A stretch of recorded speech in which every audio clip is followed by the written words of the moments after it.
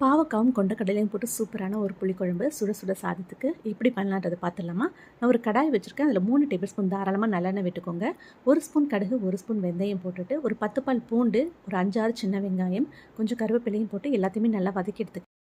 வெங்காயம் நல்லா வதங்கினதும் 2 தக்காளி, பெரிய சைஸ் தக்காளி சின்ன சின்னதாக கட் பண்ணி அதையும் சேர்த்துட்டு, கூடவே மஞ்சத்தூள், உப்பு போட்டு நல்லா வதக்கிக்கோங்க. வெங்காயமும் தக்காளியும் நல்லா வதங்கி வரணும். நல்லா வதங்கி வந்ததுக்கப்புறம் நான் 2 பாவக்காய் சின்ன சின்னதாக கட் பண்ணி அதையும் கூடவே சேர்த்துருக்கேன். இதையும் நல்லா வதக்குனதுக்கப்புறம் ஒரு 2 டேபிள் ஸ்பூன் தனியாத்தூள், 2 டேபிள் ஸ்பூன் மிளகாத்தூள் ஆட் பண்ணிவிட்டு பச்சை வாசனை போகிற வரைக்கும் நல்லா வதக்கி எடுத்துக்கலாம். நல்லா வதங்கினதுக்கப்புறம் ஒரு நெல்லிக்காய் சைஸ் புளி கரைச்சி அதையும் ஊற்றிட்டு தேவையான அளவுக்கு தண்ணியும் ஊற்றிட்டு மூடி போட்டு மூடி வச்சிடலாம். ஒரு 5 நிமிஷத்துக்கு நல்லா குக் ஆகட்டும். இப்போ நான் இது கூட வேக வச்ச கொண்டக்கடலையும் தேங்காய் ஜீரகம் அரைச்ச பேஸ்ட்டும் சேர்த்துட்டு தேவையான அளவுக்கு தண்ணி ஊற்றி மறுபடியும் மூடி போட்டு மூடி வச்சாச்சு. ஒரு 2 நிமிஷத்துக்கு நல்லா கொதி வந்ததுக்கப்புறம் இறக்கிட வேண்டியதான். பாருங்கள், சுட சுட ஹெல்த்தியான புளிக்குழம்பு ரெடி ஆயிடுச்சு. கண்டிப்பாக நீங்களும் ட்ரை பண்ணி